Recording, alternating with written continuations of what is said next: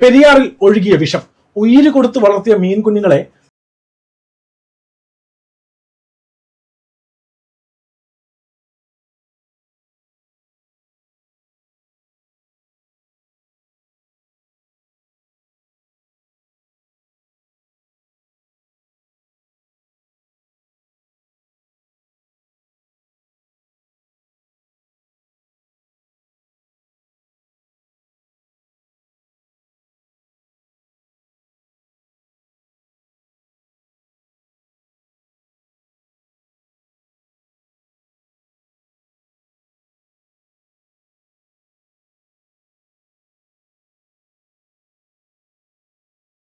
കേരളത്തിന്റെ ജീവജലമാണ്. മനുഷ്യരെയും മറ്റ് ജീവജാലങ്ങളെയും കാലങ്ങളോളം പോറ്റി വളർത്തിയ ജീവജലം. ഒരു കൂട്ടം ഉദ്യോഗസ്ഥരുടെയും രാഷ്ട്രീയക്കാരുടെയും പണക്കൊതി മൂലം ഇന്ന് അതിൽ ഒഴുകുന്നത് ജീവനെടുക്കുന്ന വിഷജലമാണ്. ചത്തുപൊങ്ങിയ ആയിരക്കണക്കിന് വളർത്തു മത്സ്യങ്ങളെയും അതിലെ സ്വാഭാവിക അന്തേവാസികളായ മത്സ്യങ്ങളെയും വേദനയോടെ കുഴിച്ചിടുകയാണ് ഒരു കൂട്ടം കർഷകർ. ഒരു കാക്കയോ കൊക്കോ പോലും വന്നെത്തി നോക്കുന്നില്ല ചത്തുപൊങ്ങിയ മത്സ്യങ്ങളെ. കാരണം അവർക്കറിയാം എത്ര വലിയ വിഷമാണ് വെള്ളത്തിൽ കലർന്നിരിക്കുന്നതെന്ന്. കേൾക്കാം ഒരു കർഷകന്റെ വാക്കുകൾ. ഞങ്ങൾ കുറച്ചുപേര് ഒരുമിച്ച് നടത്തുന്ന ഒരു ഇതാണ് വന്നത്. മാതൃഭൂമിയിലും ഒരുപ്പെട്ട പത്രങ്ങളിലും ഒക്കെ നമ്മളുടെ കൂടും നമുക്ക് ഏറ്റവും കൂടുതൽ നഷ്ടം ഉണ്ടായിരിക്കണം നമുക്ക്. നമുക്കിപ്പോ ഒരു 12 മുതൽ 15 ലക്ഷം രൂപ വരെ ഏറ്റവും കുറഞ്ഞ നഷ്ടം പ്രതീക്ഷിക്കുന്നു. ഇതിൻ്റെ അകത്ത് കാളാഞ്ചി ഉണ്ട്, കരിമീനുണ്ട്, പിലോപ്പി ഉണ്ടായിരുന്നു. പിന്നെ അതുകൂടെ നമ്മളുടെ ഈ ചീനവലയിൽ നമുക്കൊരു ഡെയിലി വരുമാനം ഉണ്ടായിരുന്നു. അതുമൊക്കെ ഇനിയിപ്പോൾ ഒരു 6 മാസത്തേക്ക് ഒന്നും ഉണ്ടാവില്ലെന്നുള്ള നമുക്കൊരു ആവറേജ് 2000 രൂപ ഒക്കെ വരുമാനം ഉണ്ടായിക്കൊണ്ടിരുന്ന സ്ഥലങ്ങളിൽ ഇപ്പോൾ ഇനി അതൊന്നും ഇല്ലാതായി. ഇത് ശരിക്കും പറഞ്ഞാൽ വിളവെടുക്കാനായതായിരുന്നു? ഇല്ല, വിളവെടുക്കാൻ പകുതിയായിട്ടില്ല. ഡിസംബറിലാണ് നമ്മൾ ഹാർവെസ്റ്റിംഗ് വെച്ചേക്കുന്നത്. ക്രിസ്മസ് സീസണിൽ നമുക്ക് നല്ല മാർക്കറ്റ് കിട്ടുന്ന സമയം. ആ മാർക്കറ്റ് സമയത്താണ് നമുക്കൊരു 30 ലക്ഷം രൂപയുടെ മീൻ ഉണ്ടാവേണ്ടതാണ്. ശരി, നമുക്കൊരു 10 to 20% ഡെത്ത് റേറ്റ് ഒക്കെ പലപ്പോഴും ഉണ്ടായിട്ടുണ്ട്. പക്ഷെ ഇത്ര ഹ്യൂജ് മാസീവായിട്ടുള്ളൊരു അഫക്റ്റ് ഇപ്പോഴാണ് ഉണ്ടാവും. കാരണം ഇത് ഹൈലി പോയിസൺ ആണെന്നാണ് നമ്മളുടെ ഒരു കണക്കുകൂടൽ. കാരണം വെള്ളത്തിൽ ഓക്സിജൻ കുറഞ്ഞു പോയാലും ഇങ്ങനെയൊന്നും ഇതുവരെ നമ്മുടെ ഒരു 10-20 വർഷത്തെ എക്സ്പീരിയൻസിൽ നമുക്ക് ഇങ്ങനത്തെ ഒരു സംഭവം നമുക്ക് കണ്ടല്ലോ. അപ്പോൾ ഓക്സിജൻ കുറയും, മീൻ കുറച്ച് ചാവും, അത് കഴിയുമ്പോൾ അത് സർവൈവ് ചെയ്യും. പക്ഷെ ഇത് ഒരു ടോട്ടലി വാനിഷ് ആവുന്ന ഒരു ഇതായിരുന്നു. ഹെവി പോയിസൺ ആണെന്നാണ് നമ്മുടെ ധാരണ. രാവിലെ 4 മണിക്ക് വരുമ്പോഴേക്കും ഈ തോട്ടിലും കരയിലൊക്കെ വെള്ളം കംപ്ലീറ്റ് ചത്ത് കിടക്കുന്ന ഇതാണ് കണ്ടത്. ഇത് കൂട് കൃഷിയിലെ മാത്രമാണോ അതോ ഈ സ്വാഭാവികമായിട്ടും നാച്ചുറൽ ഇതും എല്ലാം? ആദ്യം നമ്മൾ കണ്ടത് പുഴയിലെ മീനുകൾ ചത്തുപോയി, കൂരി, കൊഴുവ അങ്ങനെയുള്ള മീനുകളൊക്കെ ചത്തുകൊണ്ടാണ് നമ്മൾ ആദ്യം കണ്ടത്. അത് കഴിഞ്ഞ് പിന്നെ ഒരു 9 മണിയൊക്കെ ആയപ്പോഴാണ് നമ്മുടെ കൂടിനെ അഫക്ട് ചെയ്തിട്ട് നമുക്ക് മനസ്സിലാവണം. കാരണം കൂടുതൽ ചത്തു പൊങ്ങി വരുന്നത് ഒരു മീൻ പോലും നമുക്ക് ലൈവിൽ കിട്ടിയിട്ടില്ല ഇതുവരെ. ഇത്ര നമ്മൾ ഹ്യൂജ് എമൗണ്ട് ആയിരുന്നു. 30,000 കുഞ്ഞുങ്ങളാണ് നമുക്ക് അതിൻ്റെ അകത്ത് ഉണ്ടായിരുന്നത്. അപ്പൊ അതിന്റെയൊക്കെ അതിൽ നിന്ന് ഒരു മീനെ പോലും നമുക്ക് ജീവനോട് പിടിക്കാൻ പറ്റിയിട്ടില്ല. ഇവരോടൊപ്പം ആകെ ഉള്ളത് 1-2 ജനപ്രതിനിധികൾ മാത്രമാണ്. ചേരനല്ലൂർ പഞ്ചായത്ത് പ്രസിഡന്റും വാർഡ് മെമ്പറും. അവരാണ് തുടക്കം മുതൽ ഇവരോടൊപ്പം ഉള്ളതും പ്രതിഷേധിക്കാൻ അടക്കം കൂടെ നിൽക്കുന്നതും. കേൾക്കാം പഞ്ചായത്ത് പ്രസിഡന്റിന്റെ വാക്കുകൾ. തിങ്കളാഴ്ച വൈകുന്നേരത്തോടു കൂടിയാണ് ഈ രാസമാലിന്യം പുറന്തള്ളി ഇവിടെ മീനുകൾ ചത്ത സംഭവം ഉണ്ടായത്. ഇത് അതിന്റെ എല്ലാ അർത്ഥത്തിലും നമ്മൾ രാവിലെയോടുകൂടി അതിന്റെ ശക്തിയുടെ തോത് നമുക്ക് മനസ്സിലായത്. മീൻ ചത്തുപൊങ്ങാൻ തുടങ്ങി രാവിലെയോടുകൂടി. അങ്ങനെ ആളുകളെല്ലാം കൂടി MLA ജനപ്രതിനിധികളെല്ലാവരും കൂടി സ്ഥലം സന്ദർശിച്ച് അതിൻ്റെ ഇത് പ്രശ്നം വിലയിരുത്തി കർഷകരെല്ലാം സന്ദർശിച്ച് അവരുടെ എല്ലാം കേട്ട് അങ്ങനെ ആണ് അത് രൂക്ഷമായത്. ഒരു ചേരാനല്ലൂർ ഗ്രാമപഞ്ചായത്തിൽ മാത്രം എത്ര ലക്ഷം രൂപയുടെ നഷ്ടം ഈ കാര്യത്തിൽ മാത്രം ഉണ്ടായിട്ടുണ്ടോ? ഇത് ലക്ഷങ്ങളല്ല, ഏതാണ്ട് ഞങ്ങൾ ഇന്നലെ വിലയിരുത്തിയത് പ്രകാരം ഏതാണ്ട് ഒരു 5 കോടി പ്രാഥമിക വിലയിരുത്തലാണ്. ഏതാണ്ട് 102ഓളം പേര് ഇന്നലെ തന്നെ അപേക്ഷ തന്നു. കുറേ പേര് സ്ഥലത്തില്ലാത്തവർ അപേക്ഷ തരാൻ കഴിഞ്ഞിട്ടില്ല. അവർ മുഴുവൻ അപേക്ഷ തന്നു. അവരതിൻ്റെ നഷ്ടക്കണക്കും അപേക്ഷയിൽ വിവരിച്ചിട്ടുണ്ട്. ഇതെല്ലാം ഫിഷറീസ് ഡിപ്പാർട്ട്മെന്റ് കണക്കൂട്ടിക്കൊണ്ടിരിക്കുകയാണ്, വിലയിരുത്തിക്കൊണ്ടിരിക്കുകയാണ്. ഇന്ന് വൈകുന്നേരത്തോടുകൂടി അത് അറിയാൻ കഴിയുള്ളൂ. കർഷകർക്ക് നഷ്ടപരിഹാരം എന്ന നിലയിൽ എന്തെങ്കിലും ഒരു ആശ്വാസം ഉണ്ടാവുമോ? അല്ല, അത് ആശ്വാസം വേണമല്ലോ. ഇത് നിരുത്തരവാദപരമായ സമീപനമാണ് ഈ ഏലൂർ എടയാർ മേഖലയിലെ വ്യവസായ സ്ഥാപനങ്ങളും മലിനീകരണ നിയന്ത്രണ ബോർഡിൻ്റെ ഭാഗത്തുനിന്ന് ഉണ്ടായിട്ടുള്ളത്. അതായത് 5 ദിവസം ഓറഞ്ച് അലർട്ട് പ്രഖ്യാപിച്ച സാഹചര്യത്തിൽ ആദ്യ ദിവസം മഴ ശക്തിയായി പെയ്തു. അപ്പോൾ എന്തായാലും ഒരു 3-4 ദിവസം മഴ പെയ്യും എന്നുള്ള കണക്കൂട്ടലിലാണ് ഇവർ പുറന്തള്ളിയത്. അന്ന് രാത്രി മഴ പെയ്തില്ല, പിറ്റേ ദിവസം ഉച്ച വരെ മഴ പെയ്തില്ല. അതുകൊണ്ടാണ് ഇത്തരം മത്സ്യങ്ങൾ കൂട്ടത്തോടെ ചാകാൻ കാരണം. അപ്പോൾ ഒരു ആസൂത്രിതമായിട്ട് ചെയ്ത ഒരു കൃത്യമാണ്.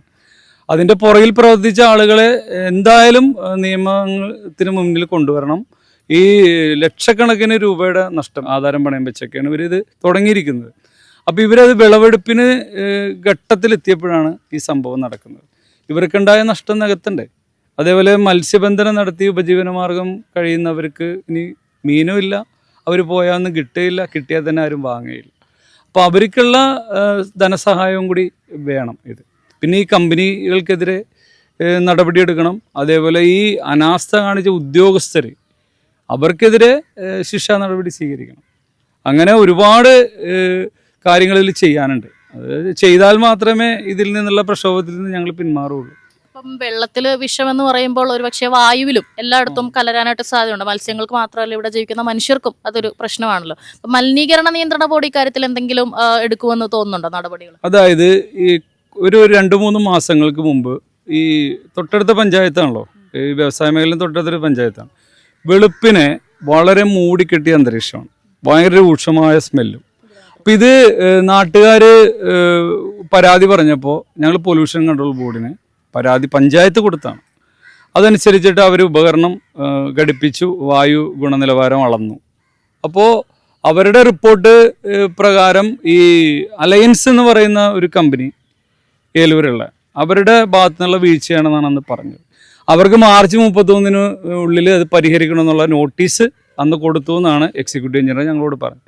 ഇതിപ്പോൾ ഏപ്രിലായി, മെയ് അവസാനമായി, അവർക്കെതിരെ ഒരു നടപടിയും സ്വീകരിച്ചു. അതായത് ഈ വിഷബാധ ഉണ്ടാകുന്നതിന് മുൻപേ തന്നെ ഈ ഒരു കമ്പനിയുടെ പിഴവ് പൊല്യൂഷൻ കൺട്രോൾ ബോർഡ് ഉദ്യോഗസ്ഥർ തിരിച്ചറിഞ്ഞിട്ടുള്ളതാണ്, അവർ നോട്ടീസ് കൊടുത്തിട്ടുള്ളതാണ്. ഇതിൻ്റെ ഇപ്പോൾ റിപ്പോർട്ട് എങ്ങനെയാണെന്ന് നമുക്കറിയില്ല.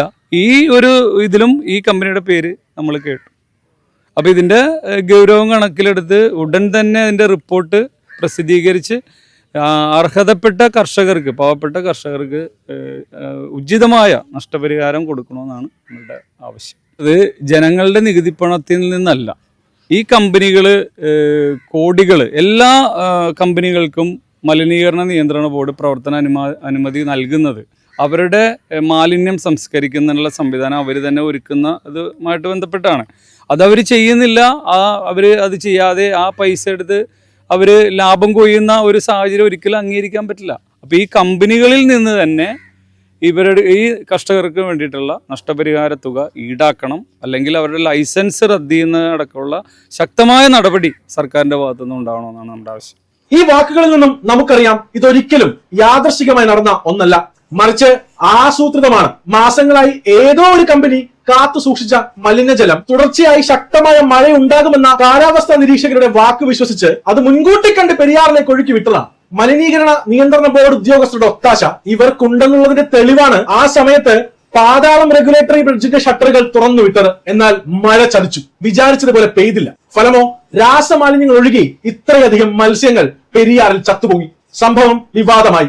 സമരവുമായി മലിനീകരണ നിയന്ത്രണ ബോർഡിന്റെ മുൻപിൽ ചെന്ന വാർഡ് മെമ്പർക്ക് പറയാനുള്ളത് ഇതാണ്. ഇപ്പോൾ MLAയുടെയും അതേപോലെ തന്നെ DCC പ്രസിഡന്റ്, പഞ്ചായത്ത് പ്രസിഡന്റ് അടക്കം നമ്മൾ സംസാരിച്ചു, ചർച്ച നടത്തിയപ്പോഴുണ്ടായത് ഇതുപോലെ തന്നെ കമ്പനികളുടെ ഭാഗത്തു നിന്നും അതേപോലെ സർക്കാരിൻ്റെ ഭാഗത്തു നിന്നും ഇവർക്കുള്ള മത്സ്യത്തൊഴിലാളികൾക്കുള്ള നഷ്ടപരിഹാരം നൽകും എന്നാണ് ചെയർമാൻ പറഞ്ഞിരിക്കുന്നത്. അതിനെ ഫോണിലൂടെ സംസാരിച്ചു, അത് എഗ്രിമെൻ്റ് ആക്കി ഒരു തീരുമാനമാക്കിയാണ് അവിടെ നിന്ന് നമ്മൾ പിരിഞ്ഞ്. അതൊരു ഞങ്ങൾ നടത്തിയ സമരത്തിൻ്റെ വിജയമാണ്.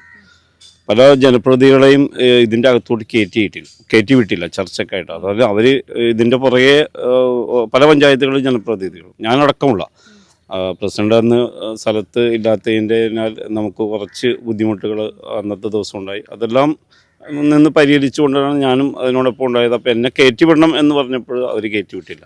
അപ്പോൾ പല ജനപ്രതിനിധികളും വൈസ് പ്രസിഡന്റുമാരും സ്റ്റാൻഡിംഗ് കമ്മിറ്റി ചെയർമാന്മാരും ഒക്കെ മെമ്പർമാരുണ്ടായി. പോലും പോലീസിൻ്റെ ഭാഗത്തുനിന്ന് നമുക്ക് വളരെ പ്രകോപനമുണ്ടായി, ഞങ്ങളെ പ്രകോപിക്കുന്ന രീതിയിലുള്ള പ്രശ്നങ്ങളുണ്ട്. അങ്ങനെയാണ് സംഘർഷം ഉണ്ടായതല്ലേ? അതെ, തീർച്ചയായും സംഘർഷം എന്ന് പറയാനില്ല, അവരായിട്ട് തന്നെ ഉണ്ടാക്കിയ സംഘർഷമാണ്. കാരണം ജനപ്രതിനിധികൾ ഓരോ കാര്യങ്ങൾ വരുന്ന MLAയ്ക്കും അതേപോലെ തന്നെ അതിനോടനുബന്ധിച്ചുള്ള ആൾക്കാരോട് പറഞ്ഞാൽ മാത്രമേ ഞങ്ങളുടെ മുകളിലുള്ള അത് MLA അടക്കം പറയുമ്പോഴാണ് അവർക്കൊരു സ്വീകാര്യത അതിൽ പറഞ്ഞ് അത് നേടിയെടുക്കാൻ പറ്റുള്ളൂ. അപ്പം അങ്ങനെയാണ് അവിടെ സംഘർഷമുണ്ടായത്. ചെയർമാൻ വന്നപ്പോൾ, ചീഫ് എഞ്ചിനീയർ വന്നപ്പോൾ ഞാനടക്കമുള്ള എല്ലാവരും തന്നെ അദ്ദേഹത്തിന് തടയുകയും അതുപോലെ തന്നെ ഞങ്ങൾ അദ്ദേഹത്തെ കാണിക്കാൻ കൊണ്ടുവന്നത് സമാധാനപരമായിട്ട് ഇതാണ് ചത്തിരിക്കുന്നത് എന്ന് കാണിക്കാൻ കൊണ്ടുവന്ന മീനാണ്. പക്ഷെ അവസാനം അത് കാണിക്കാൻ പറ്റത്തില്ല എന്നുള്ള രീതിയിൽ പോലീസിൻ്റെ വന്നപ്പോഴാണ് അവസാനം മറ്റു രീതിയിലുള്ള ഇതുണ്ടായത്. പക്ഷെ വാർത്തകളിലൊക്കെ വന്നത് മീൻ എറിഞ്ഞു എന്നുള്ള രീതിയിലാണ്. മീന് എറിയേണ്ടി വന്നല്ലോ. ഞാൻ അത്രയും അവിടെ പറഞ്ഞ വിഷയമാണ്. ഈ ഒരു ലോഡ് വണ്ടിയിൽ വേണമെങ്കിൽ അദ്ദേഹത്തിൻ്റെ വീട്ടിൽ കൊണ്ടുപോയി അദ്ദേഹത്തിൻ്റെ കുടുംബങ്ങൾ തിന്നണമെന്നാണ് പറയണത്. കാരണം അദ്ദേഹത്തിൽ നിന്ന് ശമ്പളം അദ്ദേഹം കൈപ്പറ്റിയാണല്ലോ. അപ്പോൾ ഇതൊരു ശമ്പളമായിട്ട് ഇരിക്കട്ടെ എന്നുള്ള രീതിയിലാണ് നമ്മൾ ഒരു ശരിക്കും അദ്ദേഹത്തിന്റെ നെഗ്ലിജൻസ് കൊണ്ടാണ് ഈ ഒരു വലിയൊരു സംഭവം ഉണ്ടായത്. തീർച്ചയായിട്ടും അതെന്ന് വെച്ചാൽ ഇവിടെ അദ്ദേഹത്തിൻ്റെ പെരുമാറ്റം. കാരണം ഒരു ഉദ്യോഗസ്ഥൻ ചെയ്യേണ്ടത് ഫാക്ടറികൾ ഓരോ മാസവും അത് ടെസ്റ്റ് ചെയ്യേണ്ട ഉത്തരവാദിത്വമുണ്ട്. അവിടുത്തെ മാലിന്യത്തിൻ്റെ ക്വാണ്ടിറ്റി അളക്കേണ്ടത്. അതുപോലെ തന്നെ ഓരോ മാസവും ഈ പെരിയാർ പുഴയിൽ ഇതിൻ്റെ വിഷാംശങ്ങളും അതുപോലെ തന്നെ മറ്റുള്ള ഡെൻസിറ്റിയൊക്കെ അളക്കേണ്ട ഉത്തരവാദിത്വം പൊല്യൂഷൻ കൺട്രോൾ ബോർഡിനാണ്. അത് ഈ പൊല്യൂഷൻ കൺട്രോൾ ബോർഡ് ഉദ്യോഗസ്ഥർ ഒരുപാട് വീഴ്ച നടത്തിയിട്ടുണ്ടായില്ല. അത് ആ പ്രക്രിയ നടക്കാത്തത് കൊണ്ടിട്ടാണ് ഈ വിഷയങ്ങളുണ്ടായത്. കാരണം ഒരു 3 വർഷമായിട്ട് വലിയ പ്രശ്നങ്ങളില്ലാതെ വന്നപ്പോൾ ഇതിലേക്ക് ഒരുപാട് കൃഷി സംരംഭങ്ങൾ, വനിതാ സംരംഭങ്ങൾ, യുവ കർഷകരൊക്കെ വന്നേക്കണം. അത് പഞ്ചായത്തിൽ നിന്ന് തന്നെ നമ്മൾ NOC കൊടുക്കുമ്പോൾ നമുക്ക് സന്തോഷമാണ്. ഒരുപാട് ആൾക്കാർ യുവാക്കൾ ഇവിടെ നിന്ന് വിട്ടുപോകുമ്പോൾ ഈ മത്സ്യമേഖലയുമായി ബന്ധപ്പെട്ട് കൃഷിക്ക് താല്പര്യമെടുത്ത് വരുമ്പോൾ അവർക്ക് ആദ്യം ഒരു ഇൻകം വന്ന് തുടങ്ങിയപ്പോഴാണല്ലോ വീണ്ടും ഇത് ഇമ്പ്രൂവ്മെൻ്റ് ഉണ്ടായത്. പക്ഷെ ആ ഒരു ഇതിന് തകർത്ത് കളഞ്ഞുള്ളൂ. അത് ഭരണകൂടവും അതുപോലെ തന്നെ പൊല്യൂഷൻ കൺട്രോൾ ബോർഡും ഒക്കെ കൂടി ഉത്തരവാദിത്വമുള്ള ഇതാണ്. എന്തായാലും തീർച്ചയായിട്ടും അവർക്ക് അർഹമായ ഇത് കൊടുക്കണ വരെ നമ്മൾ ഇതിന് എന്തുകൊണ്ട് പെരിയാറിൽ ഇത്രയും അധികം മലിനജലം ഒഴുകി ജീവനുകൾ ഇല്ലാതായിട്ടും കർഷകരല്ലാതെ മറ്റാരും പ്രതിഷേധിക്കുന്നില്ല? ഈ കർഷകയ്ക്ക് ചോദിക്കാനുള്ളത് അതാണ്. ഇടയ്ക്ക് ഓരോ പ്രാവശ്യം ഇതുപോലെ വെള്ളം കയറി ഇറങ്ങുമ്പോഴേക്കും ഒരു 10 20 ഓരോ ദിവസം വെച്ച് ചാവും. അത് ഞങ്ങളൊരു കണക്ക് ഇടുമ്പോൾ തന്നെ അങ്ങനെ വിചാരിച്ചായിരിക്കും ഇത്രയും ഞങ്ങളുടെ ഇതിൽ നിന്ന് ഓൾറെഡി ചത്തുപോകും എന്നുള്ളൊരു ഇതുണ്ട്, കണക്കുണ്ട്. പക്ഷെ ഇതെന്ന് പറഞ്ഞാൽ ഞങ്ങൾക്ക് ടോട്ടൽ ലോസ് അല്ലേ. ഒരു മീൻ പോലും ഞങ്ങൾക്ക് ജീവനോടെ കിട്ടിയിട്ടില്ല. അത്രയും ഫുൾ ലോസ് ആയിട്ടാണ് നമുക്കിത് ഫുൾ സംഭവിച്ചേക്കുന്നത്. അതിൻ്റെ ഒരു ഭയങ്കര ഇതുണ്ട്, വിഷമമുണ്ട്. എത്ര ലക്ഷം രൂപയുടെ മീൻ നഷ്ടം വന്നിട്ടുണ്ട്? ഞങ്ങൾ ലാസ്റ്റ് ഫെബ്രുവരി 5-ാം തീയതി 13,000 കാളാഞ്ചി കുഞ്ഞുങ്ങളും അതുപോലെ തന്നെ ഒരു 15,000 കരിമീൻ കുഞ്ഞുങ്ങളും വെച്ച് ഓരോ കൂട്ടിൽ 1000 1300 എന്നുള്ള അപ്രോക്സിമേറ്റ് ആയിട്ട് ഞങ്ങൾ ഇറക്കിയിട്ടുണ്ട് 13 കൂടുകളായിട്ട്. അതിന്ന് ഒറ്റ അത് 4 മാസം വളർച്ചയെത്തി ഒരു ദിവസം 100 കിലോ ചെമ്മീൻ 80 കിലോ ചെമ്മീൻ വെച്ച് തീറ്റ കൊടുത്ത് ഇത്ര ആക്കി എടുത്തിട്ട് ഒന്നുമില്ലാത്ത അവസ്ഥയിലായി എന്നുള്ളൊരു വിഷമമാണ് ഭയങ്കരമായിട്ടുള്ളത്. പിന്നെ നമ്മളിപ്പോൾ എല്ലായിടത്തും കേസായിട്ടും അതുപോലെ ബാക്കി ഫിഷറീസിലായാലും എല്ലാത്തിൻ്റെയും അതിൻ്റെ കണക്കുകളും പഞ്ചായത്തിലാണെങ്കിലും നമുക്ക് എല്ലായിടത്തും കൊടുത്തിട്ടുണ്ട്. നമ്മൾ അതിൻ്റെതായ നടപടികളൊന്നും തുടങ്ങിയിട്ടുള്ളൂ. നഷ്ടപരിഹാരം എന്തെങ്കിലും കിട്ടുമെന്ന് വിചാരിക്കുന്നുണ്ടോ? ഞങ്ങൾക്ക് മെയിനായിട്ട് നഷ്ടപരിഹാരത്തിനെക്കാട്ടും ഉപരി ഇത് വീണ്ടും റിപ്പീറ്റേഷൻ നടന്നു കഴിഞ്ഞാൽ ഇതിനും വലിയ ലോസുകളല്ലേ ഇനി സംഭവിക്കാൻ പോണം. അതുപോലെ ഇത് നമ്മുടെ മാത്രം ബാധിക്കുന്ന പ്രശ്നമല്ലല്ലോ, എല്ലാ ജനതയെയും ബാധിക്കുന്ന പ്രശ്നം തന്നെയാണ്. അത് ആരും മനസ്സിലാക്കാതെ മുന്നോട്ട് വരാത്തതാണ് ഭയങ്കര വിഷമമായിട്ടുള്ള ഒരു കാര്യം. തീർച്ചയായിട്ടും വെള്ളത്തിൽ വിഷം കലക്കുക എന്ന് പറഞ്ഞാൽ മനുഷ്യന് പോലും ഇവിടെ നിലനിൽപ്പില്ലാത്ത ഒരവസ്ഥയാണ്. കുറച്ചും കൂടി ഇപ്പൊ എനിക്ക് തോന്നുന്നുണ്ടോ ഈ കൃഷിക്കാർ മാത്രമേ പ്രതികരിക്കുന്നുള്ളൂ, സാധാരണ ജനങ്ങൾ ഇതിനെതിരെ പ്രതികരിക്കുന്നില്ല? അതെ, തോന്നുന്നുണ്ട്, ഭയങ്കരമായിട്ട് തോന്നുന്നുണ്ട്. കാരണം എന്ന് വെച്ചാൽ നമ്മൾ പ്രതികരിക്കാൻ ഇറങ്ങിയപ്പോഴും എല്ലാത്തിലും ആകെ ഇതുമായി ബന്ധപ്പെട്ട ആൾക്കാരെ മാത്രം അല്ലെങ്കിൽ ജനപ്രതിനിധികൾ മാത്രമാണ് ഇതിനകത്ത് മുൻകൈ എടുത്തിറങ്ങണം. അല്ലാതെ ഈ നാട്ടുകാർക്ക് അല്ലെങ്കിൽ ഇതിൻ്റെ തൊട്ടരികത്ത് കിടക്കുന്ന ആൾക്കാർക്ക് എന്താണ് ഇതിൻ്റെ പ്രാധാന്യം എന്നുള്ളത് മനസ്സിലായിട്ടില്ല ഇതുവരെ.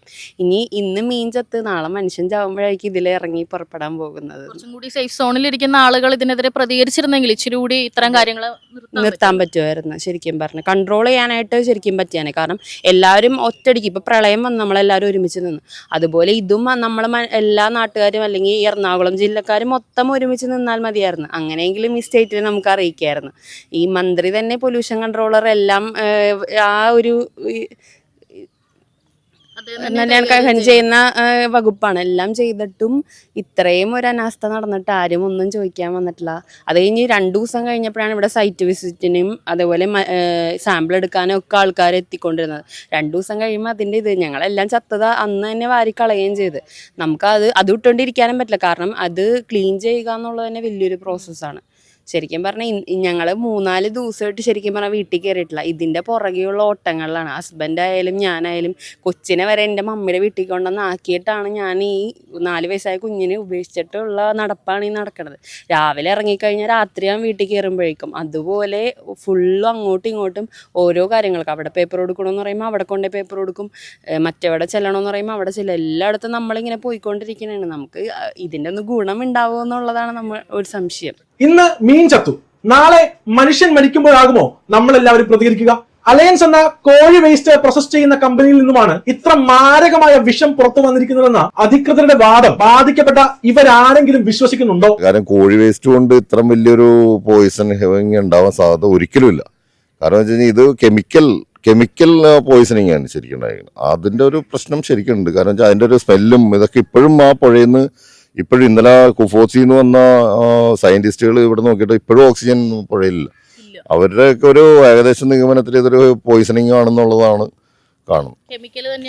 കെമിക്കൽ പോയിസണിങ് ആണ് സംഭവിച്ചത്. സാധാരണ ഇവിടെ മീൻ വലയിടുമ്പോൾ മീൻ നമ്മളൊരു ഒരെണ്ണം ചത്തൊക്കെ കളഞ്ഞാൽ അപ്പം തന്നെ ഒരു കൂട്ടം കാക്കകളും പരുന്നുകളും വന്ന് എടുത്തിട്ടുണ്ടാവും. പക്ഷെ ഇവിടെ ഒന്നും ഇതുവരെ കാക്കകളെ ഒരു സാധനം ഒരു മൃഗങ്ങൾ പോലും ഒരു മീനെ പോലും തൊടുന്നുണ്ടല്ലോ. ശരിക്കും ഈ അലയൻസ് എന്ന് പറയുന്ന കമ്പനിയാണ് ഇത്രയും വലിയൊരു രാസമാലിന്യം പുഴയിലേക്ക് ഒഴുക്കി വിട്ടതെന്ന് വിശ്വസിക്കുന്നുണ്ടോ?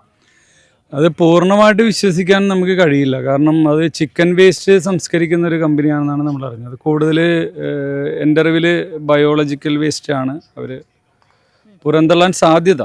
പിന്നെ ഇനി അവർ കെമിക്കൽ ഉപയോഗിക്കുന്നുണ്ടോ എന്നുള്ളത് പരിശോധിക്കേണ്ടത് മലിനീകരണ നിയന്ത്രണ ബോർഡാണ്. പക്ഷേ ഈ ഒരു കമ്പനിയിൽ ചാരി യഥാർത്ഥ പ്രതി സംരക്ഷിക്കപ്പെടുന്ന ഒരു സാഹചര്യം ഉണ്ടാകാൻ പാടില്ല.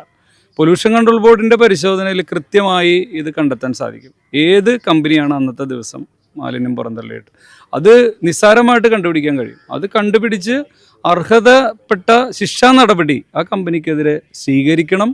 ഈ മത്സ്യ കർഷകർക്കുള്ള നഷ്ടപരിഹാരം ആ കമ്പനിയിൽ നിന്ന് ഈടാക്കി ഇവർക്ക് കൊടുക്കണമെന്നുള്ളത്. ഒരാഴ്ചയോളമാണ് ഇതിന്റെ ടെസ്റ്റ് റിസൾട്ട് വരാനുള്ള ഡിലേ പറയുന്നത്. ശരിക്കും അത്രയൊക്കെ ഡിലേ വരാനുള്ള സാധ്യതയുണ്ട്? അല്ല, പ്രാഥമിക റിപ്പോർട്ട് കൊടുക്കേണ്ട സമയം കഴിഞ്ഞു. ഇവർ ഇപ്പോൾ ഈ 5 കമ്പനികൾക്കാണ് പൊല്യൂഷൻ കൺട്രോൾ ബോർഡ് വെള്ളത്തിലേക്ക് ഡിസ്ചാർജ് ചെയ്യാനുള്ള പെർമിഷൻ കൊടുത്തിരിക്കുന്നത്. ഈ 5 കമ്പനി പരിശോധിച്ചാൽ തന്നെ ഇവർക്ക് അറിയാം ഏത് കമ്പനിയാണ് വിട്ടിരിക്കുന്നത്. ശരിക്കും പറഞ്ഞാൽ മാരക വിഷം പുറപ്പെടുവിക്കുന്ന തരത്തിലുള്ള കെമിക്കൽ ഫാക്ടറികൾ പെരിയാറിന്റെ തീരത്തുണ്ടോ? ഉണ്ട്. ഇപ്പോൾ ഈ ഇവരുടെ കമ്പനികളുടെ പ്രവർത്തന ഫലമായി ഉണ്ടാകുന്ന വിഷം കലർന്ന ജലം ഇവരത് സ്റ്റോർ ചെയ്ത് വെച്ച് മഴയുടെ മറവിലാണ് ഇത് പുറന്തള്ളുന്നത്. അപ്പോൾ കുറേ നാൾ ഈ വെള്ളം ഇങ്ങനെ കെട്ടി നിർത്തുമ്പോൾ തന്നെ അതിൻ്റെ വിഷാംശം അത് കൂടിക്കൊണ്ടിരിക്കുകയാണ്. അതുകൊണ്ടാണ് ഇവരുടെ കണക്കൂട്ടലിന് അപ്പുറത്തേക്കുള്ള ഒരു ദുരന്തമായിട്ട് ഇത് മാറിയിരിക്കുന്നത്. അപ്പോൾ റെഗുലേറ്ററിൻ്റെ ബ്രിഡ്ജിൻ്റെ ഷട്ടർ തുറന്നപ്പോൾ നമ്മുടെ നല്ല വെള്ളം ഇങ്ങോട്ട് വന്നു കഴിയുമ്പോൾ വഴിമാറി കറുത്ത വെള്ളം മാറുന്ന രീതിയിലുള്ള സാമൂഹ്യ മാധ്യമങ്ങളിൽ ഒരുപാട് ചാനലുകളിലും റിപ്പോർട്ട് ചെയ്തിട്ടുണ്ട്. അപ്പോൾ അതെടുത്ത് പരിശോധിച്ചാൽ തന്നെ അറിയാം എന്താണെന്ന്. അതാണ് സാമ്പിൾ എടുക്കേണ്ടത്. അവിടെ എടുക്കാതെ കുറച്ച് ദൂരത്ത് പോയിട്ട് വെള്ളം എടുത്തിട്ട് അതിൻ്റെ സാമ്പിളിൽ ഒന്നുമില്ല, അത് ഉപ്പ് കലർന്ന കൊണ്ടിട്ടാണ് പുതിയ വെള്ളം ഉപ്പും കൂടി കലർന്നപ്പോൾ അങ്ങനെ ഓക്സിജൻ കിട്ടി മരിച്ചു എന്ന് പറയുന്നത് അത് നമുക്ക് സ്വീകാര്യമല്ല. മാത്രവുമല്ല ഇപ്പോൾ ഇവിടെ നടക്കുന്നത് ബാർജറിൽ കയറ്റി പുറംകടലിൽ തള്ളുന്ന രീതിയിലും ആ പ്രക്രിയയും ഈ പെരിയാർ പുഴയിൽ കൂടി നടക്കുന്ന സത്യം നമ്മൾ ഈ അടുത്ത സമീപകാലത്ത് നമുക്ക് അറിയുകയുണ്ടായി. ആ ചർച്ച നടന്നതിന് ശേഷം ഞങ്ങളോടൊപ്പം വേറെ ടീം അവിടെ സംസാരിച്ചപ്പോൾ ഉണ്ടായ ആ വെളിപ്പെടുത്തൽ അത് അതീവ ഗൗരവമാണ്. അപ്പോൾ ഈ ബാർജർ കടന്നു പോകുമ്പോൾ അത് തുറന്നു വിട്ട് നമ്മുടെ കക്കൂസ് മാലിന്യം അടിക്കണ പോലെ പുഴയിലും ഇത്രയും പ്രക്രിയകൾ നടക്കുന്നതായിട്ട് നമുക്ക് അറിയാൻ കഴിഞ്ഞതിലും വളരെ ഒരു ഇതാണ്. ആരെ രക്ഷിക്കാനാണ് ഈ അധികൃതരെല്ലാം ചേർന്ന് ഏതെങ്കിലും ഒരു കമ്പനിയെ പഴിചാരി പൂട്ടിക്കുന്നത്? 1998 ഏറ്റവും കൂടുതൽ നാശനഷ്ടമുണ്ടാക്കിയ മത്സ്യക്കുരുതി നടന്നത്. അന്ന് അടുത്തുള്ള ഫാക്ടറികളിൽ നിന്ന് ഒഴുക്കിയ രാസമാലിന്യങ്ങൾ മൂലം 5 കോടിയിലധികം മൂല്യമുള്ള മത്സ്യങ്ങൾ ചത്തൊടുങ്ങി. എറണാകുളം നഗരത്തിലെ ശുദ്ധജലത്തിൽ പോലും ചത്ത മീനുകൾ കാണപ്പെട്ടു. അതിന് സമാനമായ രീതിയിലാണ് ഇപ്പോൾ മത്സ്യങ്ങൾ ചത്തു പൊങ്ങിയിരിക്കുന്നത്. ട്രോളിംഗ് നിരോധന സമയം ലക്ഷ്യമിട്ട് മത്സ്യകൃഷി നടത്തിയ സാധാരണ മത്സ്യ കർഷകർക്കാണ് ലക്ഷങ്ങളുടെ നഷ്ടമുണ്ടായിരിക്കുന്നത്. ഈ നഷ്ടം ലാർജ് സ്കെയിലിൽ നടത്തുന്ന ഇക്കയ്ക്കോ പിള്ളയ്ക്കോ അദാനിക്കോ അംബാനിക്കോ ആയിരുന്നെങ്കിൽ മന്ത്രിസഭ പെരിയാറിന്റെ തീരത്ത് കൂടിയേനെ. എന്നിട്ട് വിഷജലം മാത്രം ഒഴുക്കിക്കളയാനുള്ള പുഴയായി ഓർഡിനൻസ് കൊണ്ടുവന്നേനെ. പെരിയാറിൽ ചത്തുപൊങ്ങിയ മത്സ്യങ്ങൾക്ക് മാസപ്പടിയുടെ ഗന്ധമുണ്ട്. പെരിയാറിനെ മലിനപ്പെടുത്തുകയും മനുഷ്യന്മാർക്ക് ജീവിക്കാൻ പറ്റാത്ത അവസ്ഥ ഉണ്ടാക്കുകയും നിയന്ത്രണമില്ലാത്ത ഖനനം വഴി തീരദേശ ഗ്രാമങ്ങൾ വരെ ഭൂപടത്തിൽ നിന്നും അപ്രത്യക്ഷമാക്കുകയും ചെയ്ത കരിമണൽ കർത്തയ്ക്കാണ് കഴിഞ്ഞ വർഷത്തെ പരിസ്ഥിതി എക്സലൻസ് അവാർഡ്. അതിന്റെ ഒരു മൂലയ്ക്ക് മുഖ്യമന്ത്രി പിണറായി വിജയനും മറ്റൊരു മൂലയ്ക്ക് പിണറായിയുടെ ഭാര്യ സഹോദരി പുത്രനും മലിനീകരണ നിയന്ത്രണ ബോർഡ് സ്റ്റാൻഡിംഗ് കൗൺസിലുമായ ടി നവീനും നിൽക്കുന്ന ഫോട്ടോ കാണുമ്പോൾ അറപ്പാണ് തോന്നുന്നത്. ഇന്ന് ഞാൻ നാളെ നീന്ന് വിലപിച്ചുകൊണ്ട് പെരിയാർ നമുക്ക് മുന്നറിയിപ്പ് നൽകിക്കൊണ്ടിരിക്കുന്നു. പെരിയാർ മരിച്ചാൽ ഒപ്പം കൊച്ചിയും കൂടെ മരിക്കും, വൈകാതെ കേരളവും. അതിനു മുമ്പെങ്കിലും നിങ്ങളിൽ ആരെങ്കിലും ഒരാൾ ഇതിനെതിരെ ശബ്ദിക്കുമോ?